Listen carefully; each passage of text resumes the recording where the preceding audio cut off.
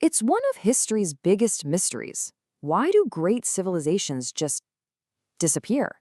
For centuries, we've been haunted by this pattern.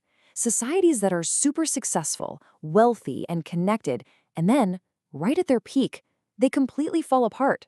It's a pattern that feels, well, a little too close to home, doesn't it? And the answer might not be in our future, but in a massive catastrophe that happened more than 3,000 years ago. All right, let's break this down. The Bronze Age collapse around 1200 BCE, that wasn't the last time a super-connected world just shattered. We saw it happen again right before World War I, in the early 20th century. So you have to ask, are we next? To really get our heads around this cycle, we need to go back, way back, back to the very first global economy, a world built on a single game-changing metal. So picture this. It's about 3,300 years ago, and the great empires of the world are pretty much always fighting. To get an edge, you needed better shields, better armor, better swords. The answer to everything was bronze, and the desperate need for it was about to change the world. Yeah, but there was a huge catch. Making bronze takes two things, copper and tin. Now, copper, that was pretty easy to find, but tin was one of the rarest metals on Earth, and the mines were scattered thousands of miles apart. So to keep their war machines going, these empires had to build the biggest, most complicated trade network anyone had ever seen. And for a while, it worked. It worked brilliantly. This network created incredible wealth and a world that was truly connected. But then, bam, it all just vanished in a sudden, violent end.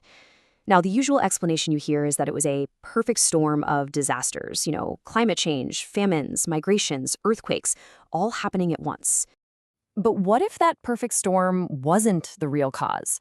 What if it was just a symptom of a much deeper flaw? A problem that was actually baked into the very thing that made the Bronze Age so rich to begin with. The whole theory we're digging into here revolves around one big idea: capital. But before we go any further, we need to be really clear on what that word actually means in this context. See, capital isn't just money. For something to truly act like capital, it needs to check three specific boxes. First, it's got to be universal. Everybody, everywhere agrees it's valuable. Second, it has to store value well, meaning it won't rot or fall apart. And third, it has to be mobile. You need to be able to move it around easily. And this is where you can really see why bronze was such a game changer. Think about it. Grain, it rots, and it's a pain to move. Cattle, also really hard to transport long distances. But bronze, oh yeah, it checked every single box. Everyone wanted it, it lasted forever, and you could ship it anywhere. It literally became the world's first true form of capital.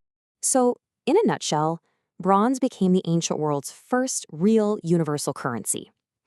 Probably the best way to wrap your head around it is this. Bronze was to the late Bronze Age what the US dollar is to our world today. It was the engine running the whole show. But here's where the story takes a darker turn. Because this powerful new force of capital didn't just change economies. It started to fundamentally change people and the very fabric of society. The theory goes that all of us have two competing mindsets we can operate in. First, there's the altruistic mindset. This is all about relationships, community, harmony. Think about how you act when you're at your mom's house for dinner. Then there's the utilitarian mindset.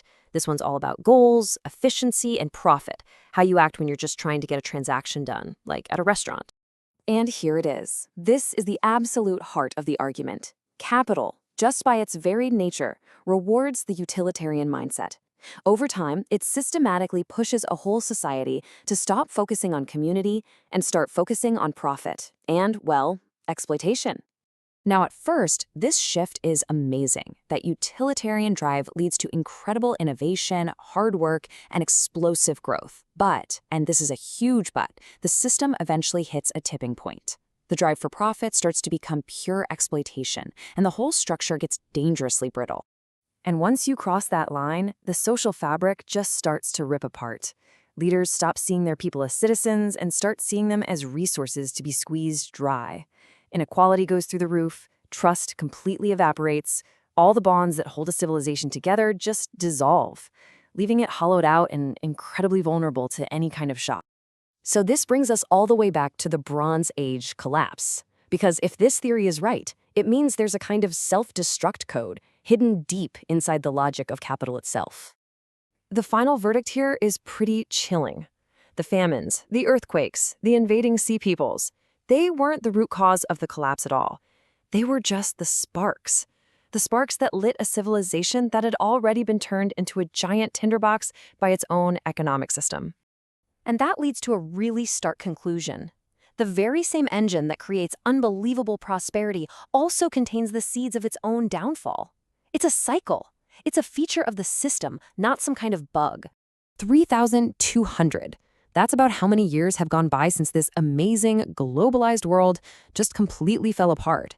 Sure, it was a long time ago, but the pattern it shows us feels incredibly current. Which leaves all of us with one final and pretty unsettling question. If the Bronze Age gives us the blueprint for how interconnected, capital-driven worlds fall apart under pressure, and we are living in the most interconnected, capital-driven world in all of human history, what's going to be our perfect storm?